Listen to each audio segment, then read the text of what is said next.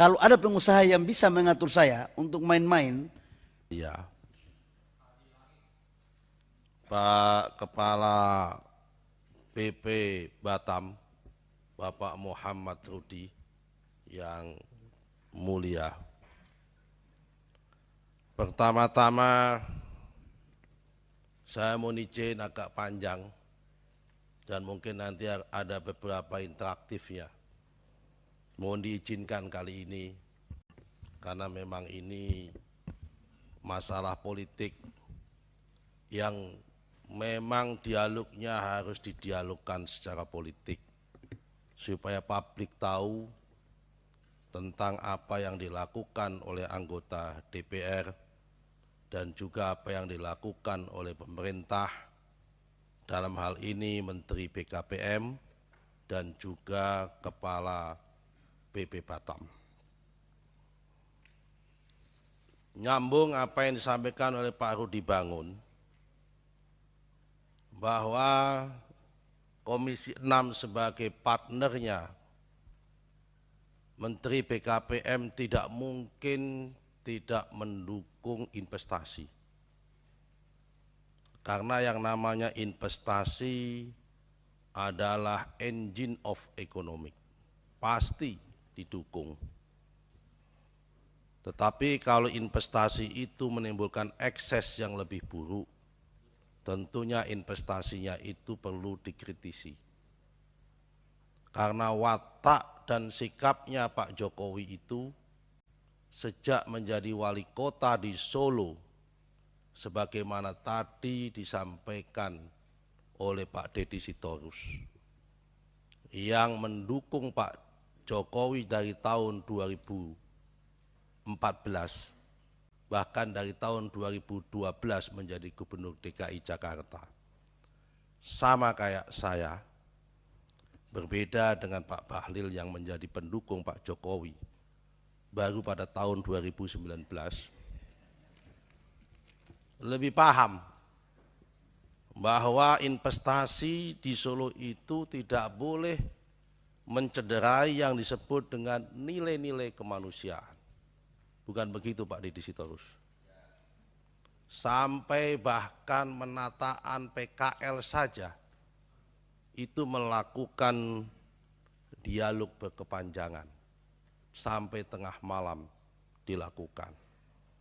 Dan rupa-rupanya langkah itu sudah mulai dilakukan oleh Menteri Bahlil.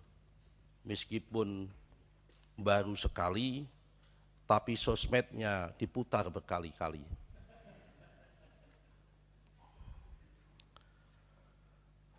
Ada beberapa hal yang ingin saya kritisi dalam kesempatan ini.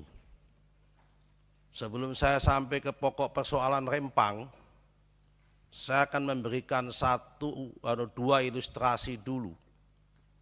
Satu kejadian yang terjadi pada masa Orde Baru, satu kejadian yang terjadi pada masa reformasi. Yang tentunya Pak Bahlil kalau mengaku dirinya aktivis masih ingat dua kasus ini. Kasus pertama, pembangunan waduk Kedung Ombo di Boyolali. 5 desa di Boyolali digusur, diminta oleh pemerintah Pak Harto pada saat itu untuk transmigrasi. Kenapa? Karena lahannya mau digunakan PSN, kepentingan irigasi mengatasi kekeringan sawah kalau musim kemarau, dan mengatasi tampungan air supaya enggak banjir ketika musim penghujan.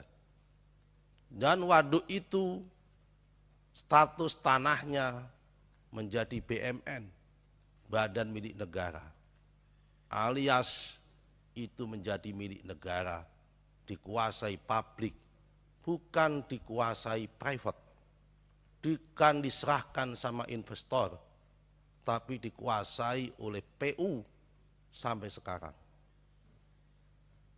Kejadian itu menimpa tahun 89 sampai tahun 91. menjelang pemilu 92. Apa yang terjadi? 17 orang meninggal karena perlawanan itu. Itu tanah rakyat, penduduk diusir untuk kepentingan publik, yaitu kepentingan waduk Kedung Ombo, bukan untuk kepentingan investor, tapi untuk kepentingan negara. Yang saya tidak mengatakan kalau investasi itu tidak untuk kepentingan negara, sama-sama kepentingan negara. Tapi kalau kepentingan investasi ini, saya belum mendapatkan penjelasan. Nanti tanah 17.600 hektar itu HPL-nya di tangan siapa dan diperuntukkan untuk siapa? Kok sampai harus mengusir dan menggusur orang? Itu case pertama. Case kedua, karena kecelakaan dan musibah. 9 desa di kawasan Porong, Sidoarjo, Jawa Timur juga mau tidak mau harus pindah karena lumpur lapindo. Kuburan hilang. Semua orang setiap bulan puasa menjelang lebaran, menjelang puasa nyekar tidak bisa nyekar. Yang dia datangi lumpur dan sebagainya. Menimbulkan luka sampai sekarang yang masyarakat itu sampai hari ini tidak bisa diobati dan tidak bisa direlokasi. Nah, berangkat dari itu saya ingin memperdalam masalah ini. Soal Rempang, saya mendapat informasi kanan kiri dari berbagai masyarakat. Satu hari sebelum Pak Bahlil ke sana, saya pun berkunjung ke sana. Saya diam-diam saya berdialog dengan masyarakat di sana. Pertama, saya ingin tanya sama Pak Rudi. Di informasi dari 17.600 hektar itu di Pulau Rempang, yang katanya 600 hektar itu sudah ada HPL atas nama BP Batam. Saya minta tolong dibuktikan dalam rapat ini, surat HPL-nya itu ada di mana. Karena informasi yang kami terima dari masyarakat, belum ada yang namanya HPL di Pulau Rempang. Yang nomor dua, Pulau Rempang dan seisinya ini itu sudah ada sebelum ada Indonesia merdeka. Sudah ada sebelum ada Pemko Batam. Sudah ada sebelum ada BP Batam. Jadi ini kalau dalam doa, bagian dari anta khalaqas samawati wal ardi wa ma fihinna. Ini adalah bagian dari ciptaan Tuhan di dalam langit dan bumi dan seisinya. Ini sudah ada sejak dulu. Terus pertanyaan saya, lantas bagaimana orang yang sudah ada di situ, nenek moyangnya ada di situ, sejak sebelum merdeka, bahkan dia ikhlas menyerahkan tanahnya itu, mengikuti kedaulatan negara Indonesia, kok tiba-tiba hari ini diminta pindah? Secara HPL diserahkan sama sebuah PT yang bernama MEG, yang kemudian PT itu kemudian menjual kepada tenan. Terus pertanyaannya, selain hanya mendapatkan tenaga kerja dan pajak, negara mendapatkan apa? Kok sampai negara meminta rakyatnya pindah demi investasi? Apa tidak ada tempat lain untuk kepentingan investasi? Saya tidak membayangkan seandainya demi PSN, rumahnya saudara menteri maupun rumahnya saudara kepala BP Batam Pak Rudi, entah di kampung sana, diminta investor, diminta pindah, saya kira mereka juga perasaan yang sama, pasti akan melakukan proses penolakan yang sama. Nah, karena itu Bapak-Bapak sekalian, saya bergembira penjelasan Pak Menteri Bahlil hasil ratas dengan Menteri, dengan Bapak Presiden yang meminta entah benar apa tidak relokasi itu dihentikan. Saya setuju kalau relokasi dihentikan. Saya mohon maaf, saya sebetulnya hari ini tuh masih diopnam di rumah sakit, tapi saya paksa keluar sini hanya karena saya ingin mengikuti rapat ini, karena saya anggap ini rapat penting bagi saya. Nah, karena itu Bapak-Bapak sekalian, Pak Menteri, saya meminta ada kebijakan dan kearifan lokal yang tadi saudara katakan di penjelasan di sini, bahwa rumah penduduk tidak jadi direlokasi. Tolonglah carikan relokasi yang lain yang tidak mengganggu rumah tangga orang. Kalau toh memang terpaksa harus dipindah, pertanyaan saya, kenapa mereka harus diminta indekos? Kenapa enggak rumahnya itu dibuatkan dulu, baru mereka diminta untuk pindah? Kalau toh kepaksa itu pun. Kenapa sekarang mereka rumahnya digusur, diminta untuk indekos, kemudian baru diminta pindah? Ya kalau kemudian dalam proses perjalanannya udah kadung digusur, investornya itu bisa dipercaya rumahnya dibangun benar. Kalau enggak jadi dibangun, kan lagi-lagi rakyat menjadi korban. Nah, ini membutuhkan kearifan kita semua. Yang nomor 3, Pak Rudi, saya mendapatkan informasi juga ada perlakuan terhadap investor yang berbeda, tidak equal treatment antara perlakuan satu investor dengan investor lain yang masuk di BP Batam. Ada investasi yang sudah masuk, bahkan sudah bayar di tempat Bapak, tapi justru diperkarakan dengan alasan dipetunkan oleh perusahaan yang lama, pada yang pemegang yang lama itu tidak perform dan sudah dicabut izinnya. Dan ketika dia dicabut, dipetunkan, kemudian BP Batam kemudian tidak berjuang, bahkan membiarkan itu. Padahal yang bersangkutan sudah bayar resmi kepada BP Batam sesuai dengan aturan yang ditentukan. Sehingga kebetulan saja, kebetulan ini saya dapat informasi lagi, para tenan-tenannya itu adalah beberapa perusahaan yang datang dari Jepang, dari Taiwan, dan dari Amerika. Sehingga ada benarnya juga kalau lihat dari fakta-fakta ini, kemudian muncul rumor di masyarakat bahwa seakan-akan BP Batam, Menteri BKPM, pemerintah, dan sebagainya itu dianggap terlalu menganak-emaskan investor dari Cina. Kalau di luar dari Cina diabaikan. Mereka sudah bayar, izinnya dicabut. Kenapa? Karena pemegang yang lama membenturkan ya kan BP Batam, dan BP Batam tidak fight untuk itu dan tidak melakukan proses intermediasi.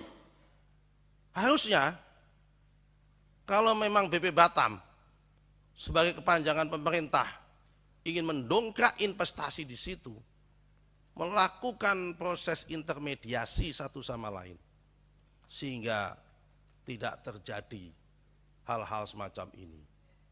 Sehingga wajar kalau kemudian isu itu pating seliwer, isu itu kemudian berseliweran yang mengatakan bahwa proses Rempang ini adalah karpet merah buat investor Cina. Kemudian yang lain itu dihambat. Yang keempat, sebelum ada proses pengajuan Rempang, ada beberapa pengusaha juga kebetulan bukan dari Cina, sudah mengajukan hal yang sama, membangun kawasan industri di Pulau Galang. Yang Pulau Galang itu tidak ada penduduknya, tidak se-complicated yang ada di Rempang. Tapi lagi-lagi tidak direspon sama Pak Rudi. Pertanyaan saya, apakah ini semua karena tidak ada orang kuat dari Jakarta yang mendorong itu? Atau karena tidak punya hubungan baik? Nah, sehingga isu ini kemudian berkeliaran di mana-mana menjadi wajar. Karena akibat-akibat ini semua. Yang nomor 6, saya catat semua suara-suara di sana, Pak. Saya 4 hari 3 malam. Saya keliling, saya diam-diam. Gaya aktivis saya pakai lagi. Ada satu lagi rumor yang saya mohon maaf, terpaksa saya ingin tabayun dengan Pak Rudi di sini. Sekali lagi Pak, tabayun. Saya orang NU Pak. Orang NU kalau mendapatkan masalah, saya harus tabayun. Tapi karena ini masalah politik, saya tabayunkan secara politik. Salah satu sebab yang membuat semua investasi di sana ini menjadi nggak dilayani, karena ada permintaan Pak, dari oknum-oknum yang mengatasnamakan Bapak. Per meter katanya minta 6 sampai 10 dolar, di luar ongkos resmi. Kalau memang itu betul Pak, tolong tertibkan. Kalau memang ada seperti itu, supaya masalah ini nggak sampai ke aparat hukum dan sebagainya. Karena ini menjadi sensitif di mana-mana. Sehingga nanti orang jangan sampai salah lagi menafsirkan. Jangan-jangan Rempang didahulukan 17.600 karena ada 6 sampai 10 dolar per meter kali 17.600 hektar. Wih, berapa itu bos? Yang lain sementara itu tidak diurus. Ini hal-hal yang perlu rumor yang kami temukan di lapangan, yang kami butuh kejelasan dan butuh penjelasan di sini. Kami tidak menuduh Pak, kami mendapatkan informasi seperti itu, dan kami sampaikan di forum-forum politik ini, mohon dijawab dan mohon diklarifikasi kalau memang itu tidak betul. Nah, yang terakhir pada Pak Bahlil. Ini kan proses Rempang ini belum ada HPL-nya. Karena BP Batam yang ternyata saya dulu menduga 600 hektar itu sudah ada HPL-nya. Ternyata waktu saya ke sana pun ternyata tidak ada HPL-nya menurut masyarakat. Karena itu supaya nggak jadi simpang siur, kami mohon yang 600 hektar penjelasan Menteri ATR itu ada HPL-nya, ditunjukkan kepada kita bahwa di Pulau Rempang yang 600 hektar itu ada HPL-nya. Itu yang pertama. Yang kedua, nanti 17.600 itu pemegang HPL-nya siapa? Ini BP Batam kah atau MEG kah? Kalau BP Batam, oke, kita menerima. Kalau BP Batam, ya kan? Kenapa? Karena BP Batam masihlah kepanjangan pemerintah. Sepanjang yang diambil HPL-nya bukan HPL yang diambil yang di lokasi penduduk tadi itu. Mau yang diambil di bukit, di gunung, di hutan, mau diambil alih di konversi hutannya, itu urusan pemerintah dengan pemerintah, karena hutan pun itu punya pemerintah. ketika Pak Bahlil melakukan konversi dari HGU PTPN 9 di Batang 600 hektar yang kemudian akan dinaikkan menjadi 4.000 hektar, betul Pak Bahlil? Itu dulunya HGU hanya 80 tahun, kemudian dialihkan menjadi HPL kepada PTPN yang diinbrengkan menjadi saham PT Kawasan KITB, PT Kawasan Industri Terpadu Bahlil, ya kan, bukan Batang tapi Bahlil itu kan. Dipersingkat Pak Nusron. Saya tadi udah minta izin agak panjang memang Pak Samuji soal ini, ya kan. Karena itu sekali lagi kita masih diam Pak. Tapi kalau nanti, ya kan, HPL-nya 17.600 hektar diserahkan bukan kepada BP Batam, ya kan, tapi pada PT MEG, wassalam. Saya menganggap itu kebijakan yang memperkaya orang lain, bukan memperkaya diri sendiri, memperkaya orang lain. Karena negara tidak ada rentang kendali yang seperti itu. Yang terakhir, saya mengusulkan kepada Komisi 6 supaya kirim surat kepada Bapak Presiden untuk mengevaluasi tentang konsepsi ex officio kepala BP Batam, dirangkap langsung oleh wali kota. Rasa-rasanya memang nggak mampu ini dari aspek leadership dan sebagainya. Yang namanya BP Batam itu setara dengan pemerintah, dengan menteri. Yang dipimpinnya itu ada Sestama eselon 1, Deputi eselon 1. Kali wali kota itu yang dipimpinnya Sekda eselon 2, Kepala Dinas eselon 2. Ini merangkap. Jadi saya usul, kalau toh ada ex officio-nya, karena ini BP Batam tidak hanya BP Batam, tapi ada Batam, Bintan, dan Karimun. Kalau toh tidak ada ex officio, tarik ex officio ke gubernur. Karena gubernur punya bawahan eselon 1, yaitu sekdanya eselon 1. Tapi kalau tidak, mendingan dibuat ex officio, kembalikan yang lama. Ex officio-nya bisa Menko Perekonomian, kalau perlu bisa Menteri Investasi, ya kan, Kepala BKPM. Nggak mampu, karena biasanya memimpin eselon 2 dengan tingkat problem yang tinggi, sekarang diminta untuk memimpin eselon 1. Kalau perlu kita revisi undang-undang, khusus kawasan Batam nggak perlu ada pemerintahan kota, sama seperti IKN. Tidak ada pejabat politiknya di situ, semua adalah pejabat yang diangkat oleh negara, yaitu semacam kayak otorita begitu. Saya kira 6 poin itu Pak yang bisa kami sampaikan. Ini hasil temuan kami datang ke lapangan.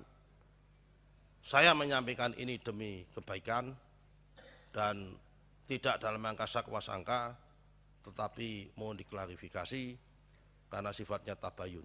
Terima kasih. Assalamualaikum warahmatullahi wabarakatuh. Waalaikumsalam. Pimpinan, mohon maaf pimpinan, Ya. kalau diizinkan, mumpun belum dingin apa yang disampaikan oleh Pak Nusron tadi, rasanya saya berkewajiban moralitas. Enggak apa-apa, enggak. Ini sudah terakhir, Pak. Ini Ya, sudah terakhir Pak Bahlil. ya, saya khusus untuk Pak Nusron dulu, setelah itu baru saya jelaskan yang lain. Boleh pimpinan? Oke, Saya silakan. izin. Pak Nusron yang saya hormati, yang saya muliakan. Yang pertama, karakter saya kan Pak Nusron tahu dari dulu lah. Coba tunjukkan kepada saya, pengusaha siapa yang bisa main-main saya. Kalau itu ada, saya berhenti dari hari ini. Kalau ada pengusaha yang bisa mengatur saya untuk main-main dalam konteks untuk urusan uang, katakanlah begitu, tunjukkan kepada saya. Saya akan berhenti dari ruangan ini. Dan Pak Nusron kan tahu kelakuan saya dari dulu, saya aktivis. Yang kedua, saya ingin menyampaikan, tidak ada negara ini kita memberikan negara. Satu hal Pak Nusron, 17.000 lebih hektar itu, 10.000 lebih itu hutang lindung. Sekali lagi tadi saya sudah sampaikan 10.000 lebih itu hutang lindung. Yang kedua adalah 7.000 lebih, 7.500 itu HPK. Hutan konservasi. Yang harus statusnya diturunkan menjadi APL. Ini prosesnya udah hampir selesai. 570 APL, SK-nya itu SK Menteri ATR nomor 51 dan 45. Tahun 2023. Pak, sebentar Pak. Pertanyaan saya Pak. 570 hektar SKAPL tahun 2023. Sebelum tahun 2023 sudah ada manusia tinggal di sini Pak dalam APL. Nanti kita Kenapa bicara negara kok bisa menyerahkan itu APL di tanah orang yang di tanah yang diduduki orang? Ini kan persoalan Pak. Ya. Tanpa sepengetahuan mereka. pimpinan Padahal itu boleh, tanahnya tanah nenek moyang mereka Pak. pimpinan boleh saya lanjutkan dulu. Silakan. Habis ini baru kita masuk ke detailnya. Saya setuju itu Pak Nusron. Enggak ada yang enggak setuju. Aku setuju. Yang kedua, menyangkut dengan, ini menyangkut status dulu ya Pak Nusron ya. Bahwa ada plus minusnya kita atur. Yang kedua, saya pikir apa yang disampaikan oleh Pak Nusron tadi itu menjadi introspeksi untuk kita semua. Sangat bagus sekali, tapi ada beberapa catatan Pak Nusron. Yang pertama, kalau urusan BP Batam tentang apa yang di narasi terakhir nanti Pak BP Batam, karena saya sama sekali tidak ikut. Tetapi jangan sampai ada persepsi bahwa seolah-olah untuk investasi Rempang ini perlakuannya khusus dengan yang lain. Dari Kementerian Investasi enggak seperti itu. Kenapa? Karena tim saya, perwakilan saya di China, itu sudah melakukan pertemuan ini berbulan-bulan. Berkali-kali.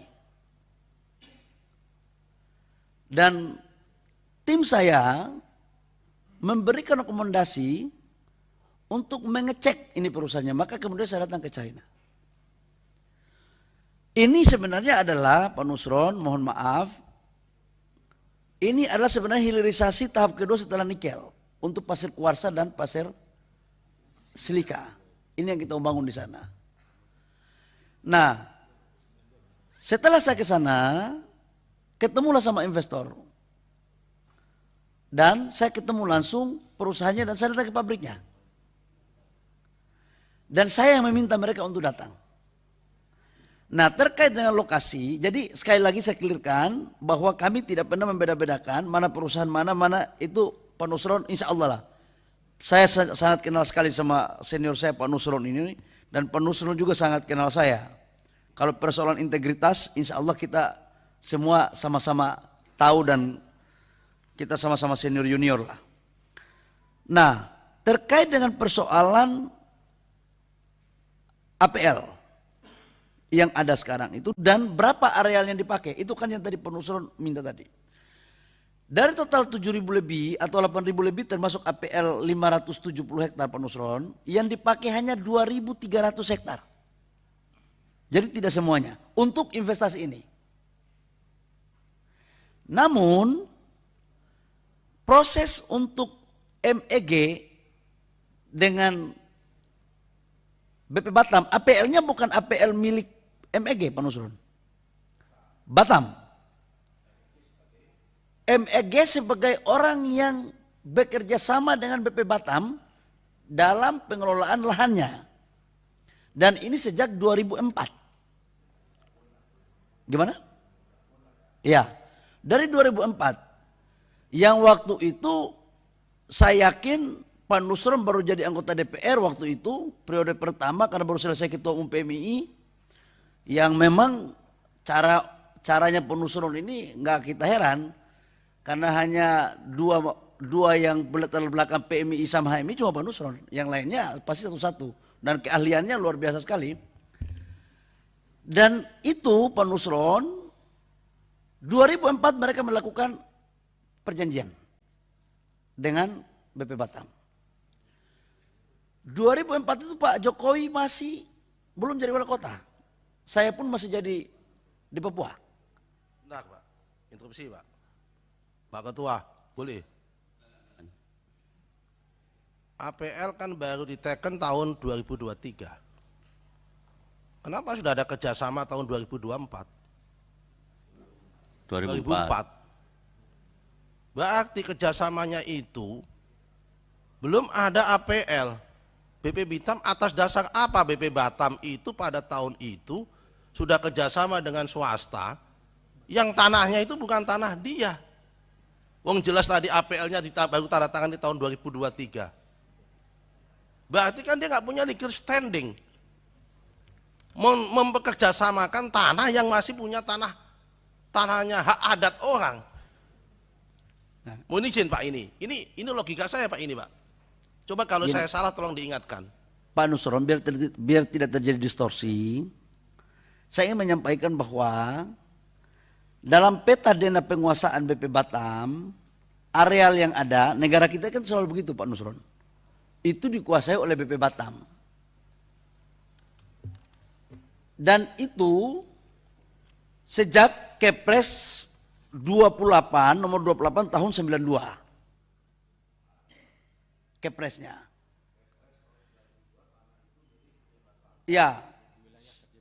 Wilayah kerja BP Batam 19 Juni tahun 1992.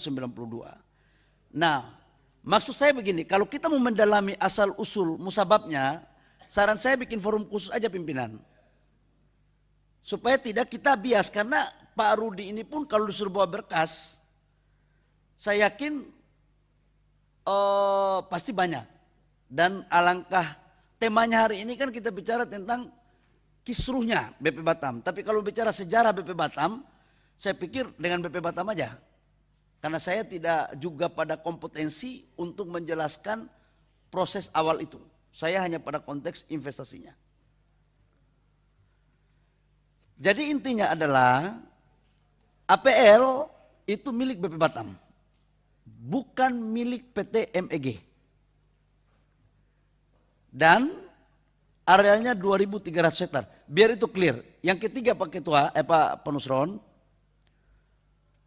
kalau ke yang lain boleh Penusron punya pandangan atau apa silakan. Tapi kalau kami dari Kementerian Investasi khususnya saya, kalau ada itu Penusron dapatkan, kasih tahu saya yang main-main.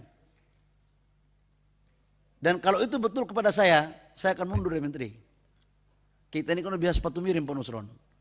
Kita udah lama miskin, nggak mungkin di saat kita sudah begini masih juga main-main. Insya Allah lah kita sama-sama istiqomah untuk